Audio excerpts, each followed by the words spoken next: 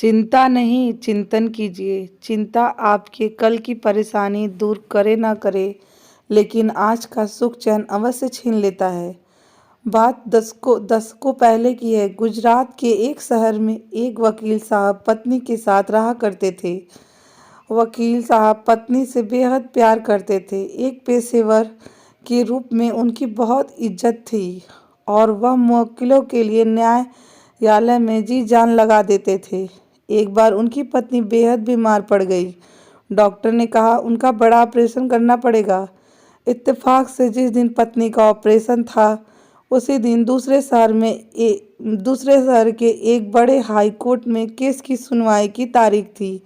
वकील साहब एक वकील मित्र को बुलाया और कहा, मैंने पत्नी को छोड़कर नहीं जाना चाहता, इसलिए तुम जाकर आज के इस केस में बहस कर लो।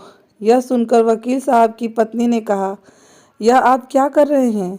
यदि आप नहीं जाएंगे तो किसी बेगुनाह को सजा हो जाएगी, तो मैं स्वयं को माफ़ नहीं कर पाऊंगी। मैं ठीक हूँ, डॉक्टर साहब ऑपरेशन कर ही देंगे।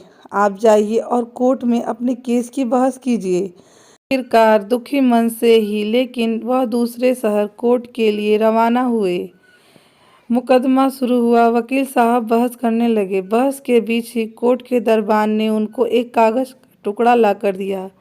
पहले तो वकील साहब तैयार नहीं हुए, लेकिन पत्नी की जिद के कारण दुखी मन से ही लेकिन वह दूसरे शहर कोर्ट के लिए रवाना हो गए। मुकदमा शुरू हुआ। वकील साहब बहस करने लगे। बहस के बीच ही कोर्ट के दरबान ने उनको एक कागज का टुकड़ा ला कर दिया। वकील साहब ने कागज के टुकड़े को खोलकर पढ़ा और फिर उसे पढ़ने के बाद पॉकेट में रख लिया और बहस करने लगे। कुछ समय बाद कोर्ट का फैसला आया। वकील साहब केस जीत गए थे। सभी उनको बधाई दे रहे थे। किसी ने पूछा, वकील साहब वह कागज का टुकड़ा कैसा था? वकील साहब बोले, दरअसल वह एक टेलीग्राम था। अभी कुछ समय पहले मेरी पत्नी की मृत्यु हो गई है। वकील साहब का जवाब सुनकर लोग स्तब्ध रह गए।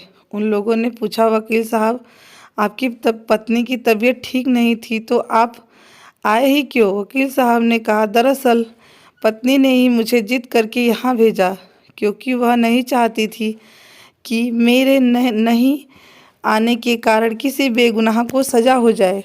ये बात सुनकर लोगों की आंखें नम हो गई। वह वकील कोई और नहीं बल्कि देश के पहले उप प्रधानमंत्री गृह मंत्री सरदार वल्लभ भाई पटेल जी थे। तो दोस्तों, आज की कहानी आपको कैसी लगी? कहानी पसंद आए हो तो वीडियो को लाइक और शेयर करें। आपकी इस कहानी पे क्या राय है हमें कमेंट बॉक्स में ज़रूर बताएं। चैनल पे नहीं हो तो सब्सक्राइब करके जाएं।